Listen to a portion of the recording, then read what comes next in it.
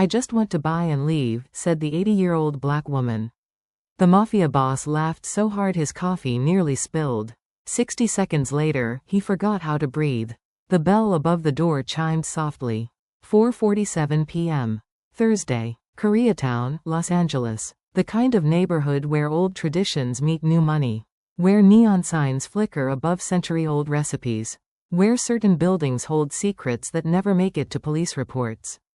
Park Tae-jun stood behind the counter of Han's Legacy Jewelers, adjusting a display of jade bracelets worth more than most houses. At 42, he controlled everything illegal from Seattle to San Diego. Gambling, real estate, imports that customs never managed to inspect. But to the outside world?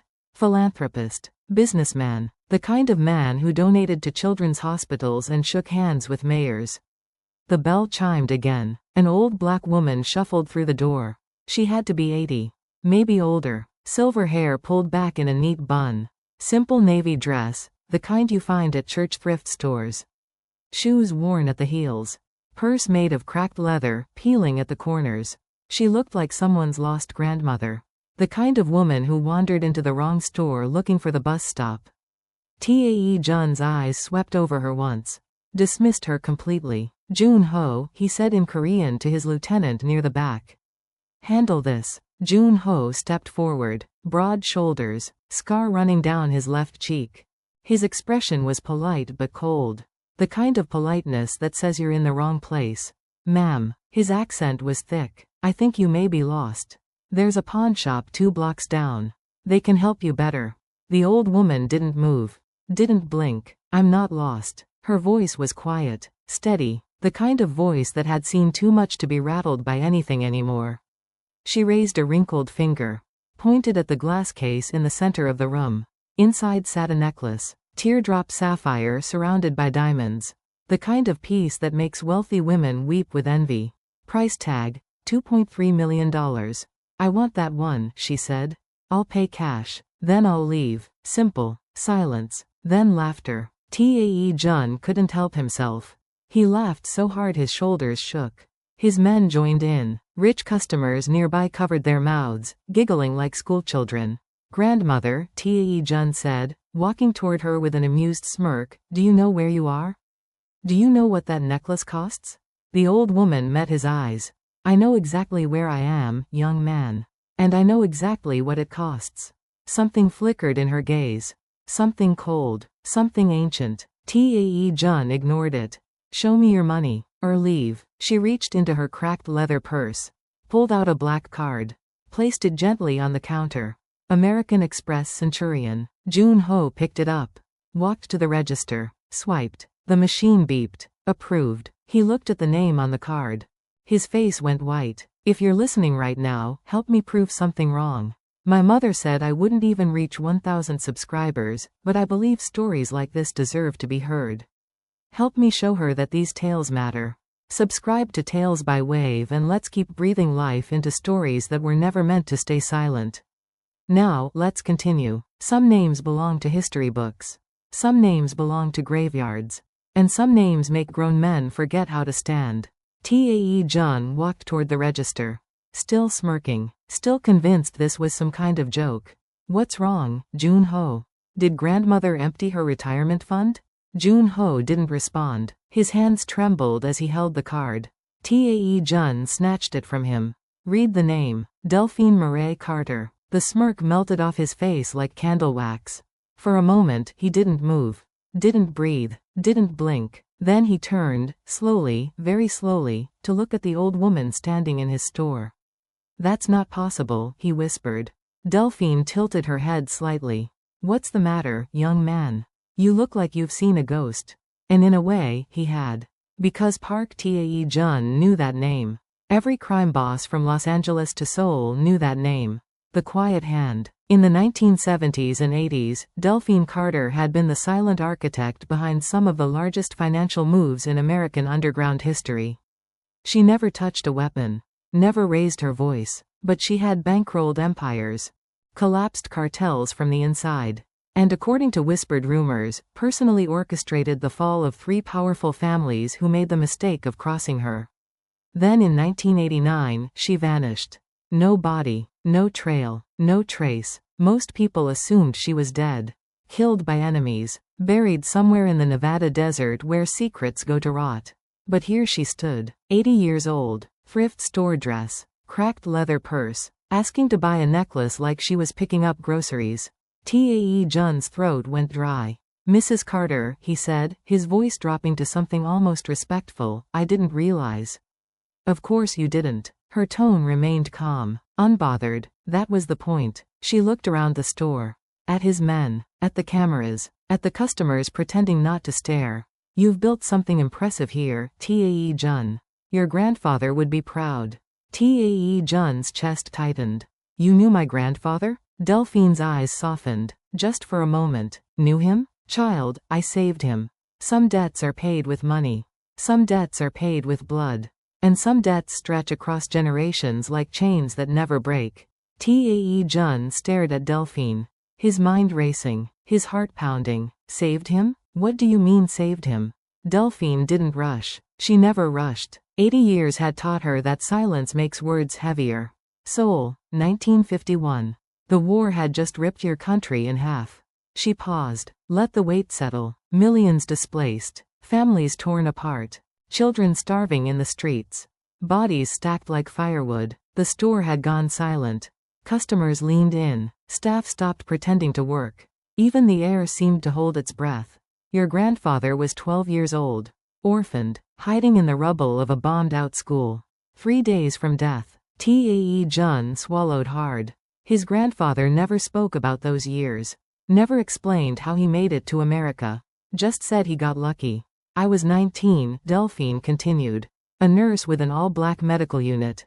The kind of unit history likes to forget. Her voice softened. "We weren't supposed to help Korean civilians. Against orders. Against protocol. Against everything they told us." She looked directly at Tae Jun. "But I found this boy. Skin stretched over bones. Eyes too big for his face. Barely breathing." She touched the counter gently. "So I made a choice. I hid him in our medical tent. Fed him. Nursed him back to health. Taught him English. And when the war ended, I used every penny I had saved to buy him passage to America." Tae Jun's legs felt weak. "Before he left, I told him one thing." Delphine's eyes glistened. "Go to Los Angeles. Find the Korean community. Build a life. And one day, pay it forward." She smiled sadly. He did exactly that. Built an empire. Raised a family. But he never forgot. Tae Jun's voice came out hoarse. "The debt. Yes. On his deathbed, he made you promise something. Didn't he?" The words echoed in Tae Jun's skull. His grandfather's final breath. His trembling hand gripping Tae Jun's wrist. "If you ever meet a woman named Delphine Carter, you bow. You give her anything she asks. We owe her everything." He had dismissed it as the rambling of a dying man. Until now. Behind him, Jun-ho spoke.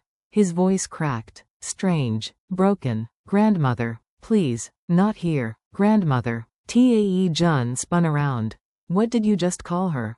15 years. 15 years of loyalty. 15 years of secrets buried so deep even the man who kept them almost forgot they existed.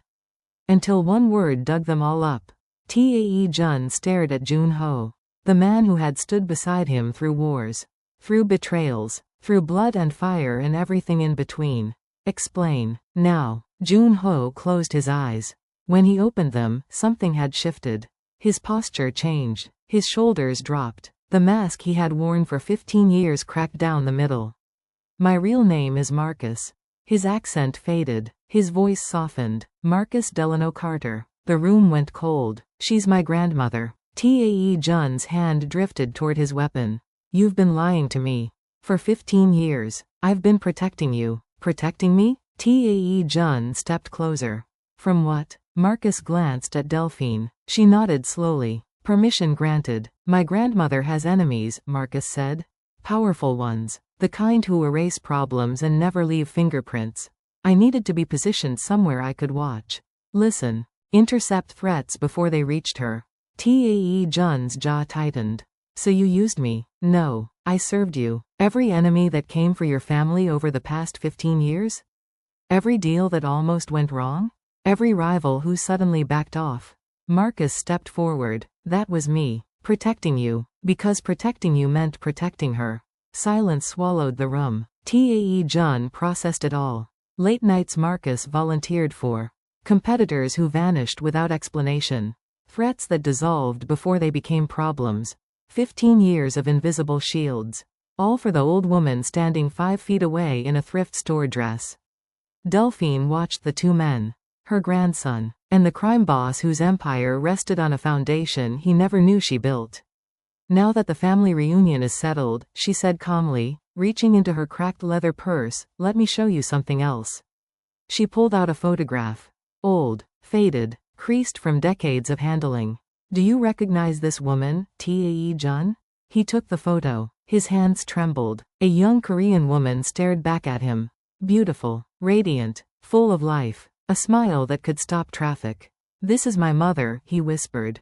When she was young. Before she got sick. Delphine nodded slowly. Yes. Your mother was not just some woman your father met by chance.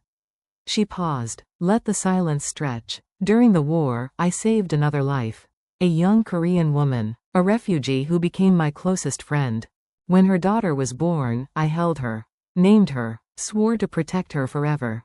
Tae Jun looked up. His eyes wet. That daughter grew up to become your mother. I am her godmother, Tae Jun. She stepped closer. I have watched over your family for 60 years. 60 years. She had been watching for 60 years. And he never felt her shadow. Not once. Tae Jun's mind spiraled. Every memory, every success, every narrow escape, all of it reframed in an instant. Watching over us, he repeated slowly. What does that mean? Delphine folded her hands in front of her. Patient, calm, like a teacher explaining something simple to a struggling student. That bank loan your father needed in 1987. The one no institution would approve. Do you know why First Continental suddenly changed their mind? Tae Jun shook his head. Me. She let it land. The rival family that tried to move into Koreatown in 1994. The Souls. They had more men, more guns, more money. Then overnight, their funding disappeared. Their suppliers vanished. Their soldiers switched sides. Tae Jun remembered. His father had called it a miracle. Also me. The weight pressed down on his chest. The police investigation in 2003. The one that should have buried your entire operation. Evidence went missing. Witnesses changed their statements. The detective leading the case retired early to a beach house in Florida. She tilted her head. Who do you think paid for that beach house? Tae Jun gripped the counter to steady himself. Every deal that went your family's way. Every enemy that backed off at the last moment. Every door that opened when it should have stayed locked. She stepped closer. That was me, Tae Jun. All of it. 60 years of invisible hands shaping your family's fortune. The customers had stopped pretending not to listen. Staff members stood frozen. Even Marcus watched his grandmother with something like awe. Why? Tae Jun's voice cracked. Why do all this and never show yourself? Delphine's expression softened. For a moment, she looked tired. Ancient. Carrying the weight of decades. Because your mother asked me to. The words hit like a fist. She wanted a normal life. Away from my world. Away from the shadows. So I disappeared. Let her build something beautiful with your father.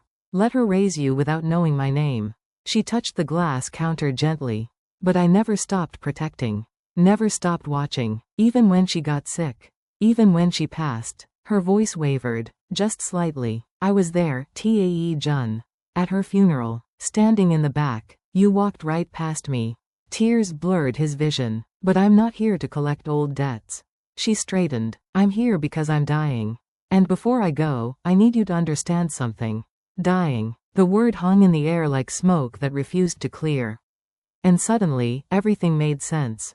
Tae Jun stared at her. This woman who had shaped his entire existence from the shadows. This ghost who had protected 3 generations of his family without asking for a single thing in return. Dying, he repeated. How long? 6 months. Maybe less. Delphine said it like she was reading a weather report.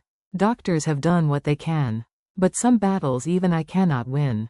The store felt smaller now. The expensive jewelry, the polished cases, the security cameras, all of it meaningless compared to the woman standing before him. So you came here to say goodbye? No. Delphine reached into her cracked leather purse again, pulled out a thick envelope. I came here to give you this. She placed it on the counter. Tae Jun opened it slowly. His eyes widened. Documents, legal papers, signatures, official seals. What is this? Deeds, Delphine said calmly. To 12 buildings in Koreatown. 3 warehouses in Long Beach.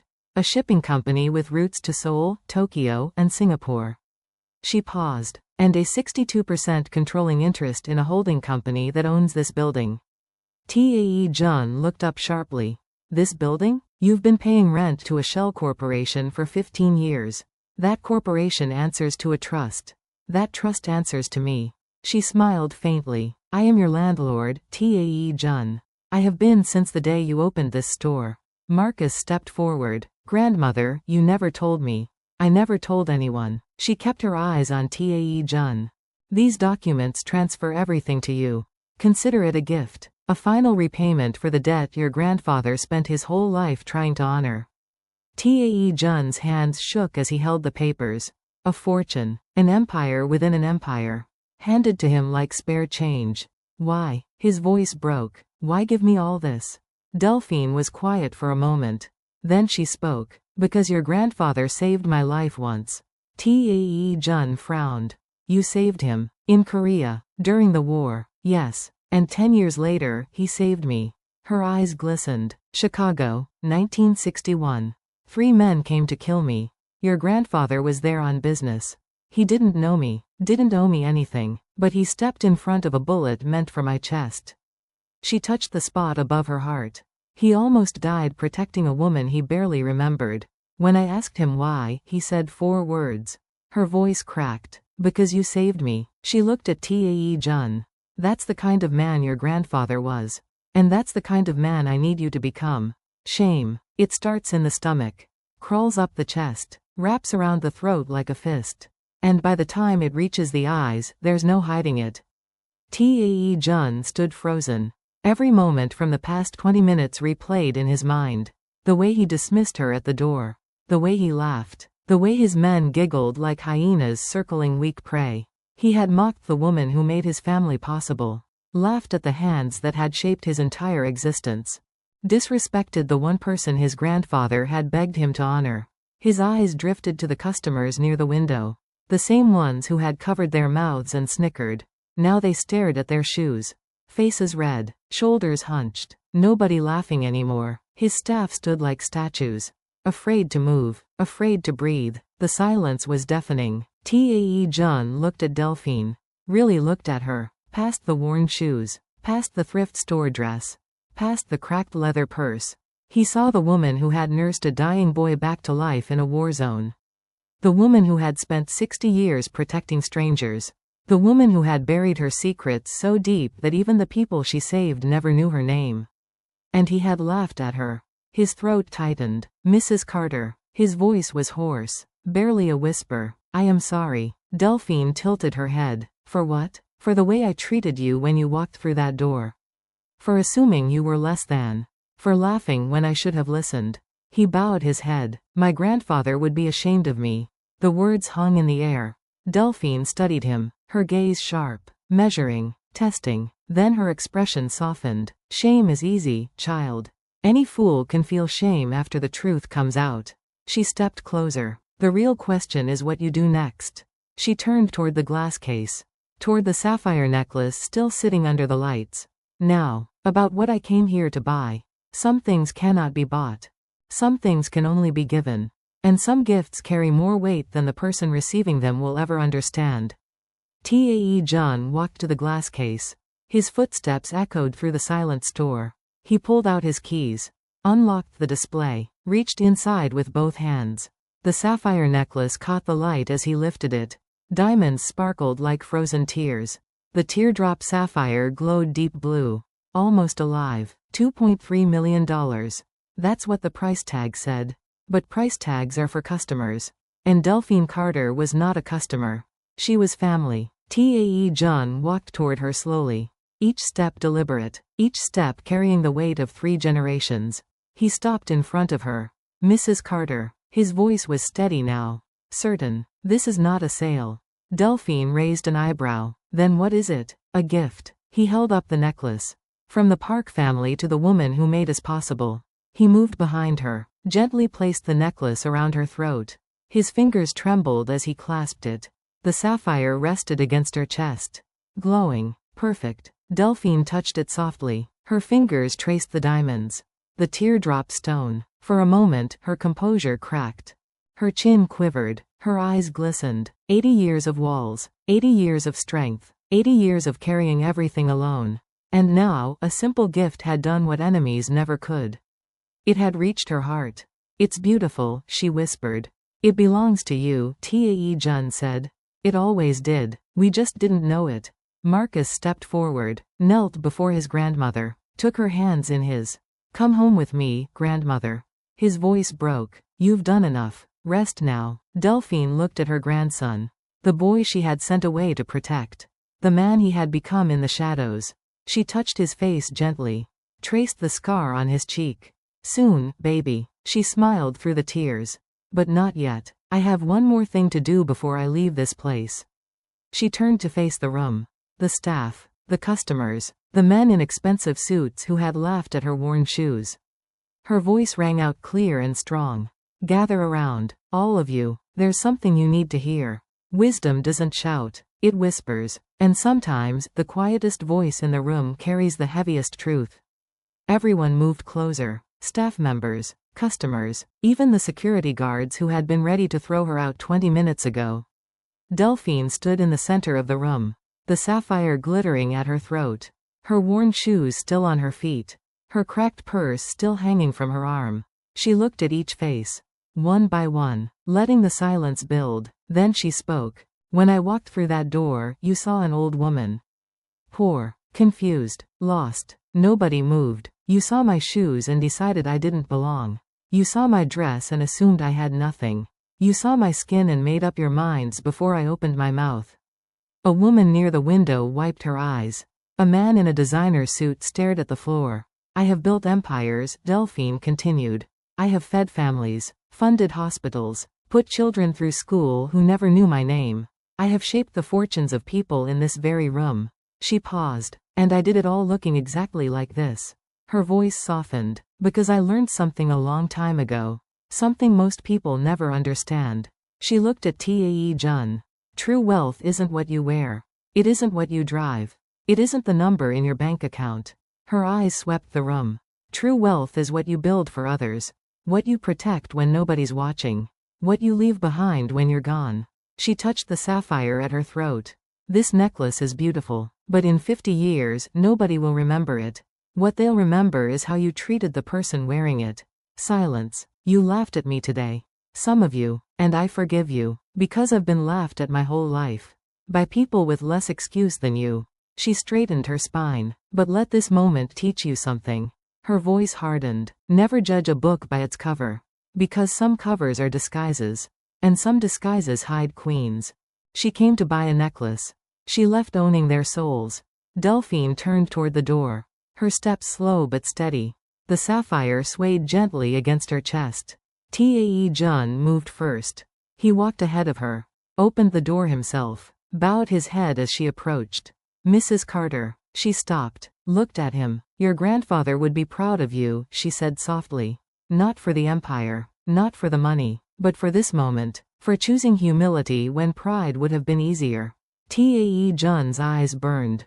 I won't forget. Any of it. Good. She touched his cheek. Gentle. Warm. Then my work here is done. She stepped through the door. Marcus followed close behind. The afternoon sun caught the sapphire. Made it glow like blue fire. She paused on the sidewalk. Turned back one final time. Tae Jun. Yes? Use what I gave you. Not for yourself. For the voiceless. For the invisible. For the people the world overlooks because of how they look or where they come from. She smiled. That's how you honor your grandfather. That's how you honor me. Then she walked away, arm in arm with her grandson. An 80-year-old woman in a thrift store dress and worn shoes. A $2.3 million necklace at her throat. And 60 years of secrets finally laid to rest. Tae Jun watched until she disappeared around the corner. Then he looked at the documents still sitting on his counter. 12 buildings, 3 warehouses, a shipping company, an empire within an empire, and a debt that could never be repaid with money. He picked up the papers, held them against his chest. Jun-ho, he said quietly. Then caught himself. Marcus. Marcus turned at the corner. Waiting. Thank you. For protecting her. For protecting us. Marcus nodded once. No words needed. Then he was gone. Tae Jun stood alone in his store, surrounded by jewels worth millions. But the most valuable thing that had entered his life today couldn't be measured in carats or dollars. It was a lesson, and he would never forget it. Delphine waited 60 years for this moment. You only had to wait one video. If this story touched your heart, subscribe to Tales by Wave.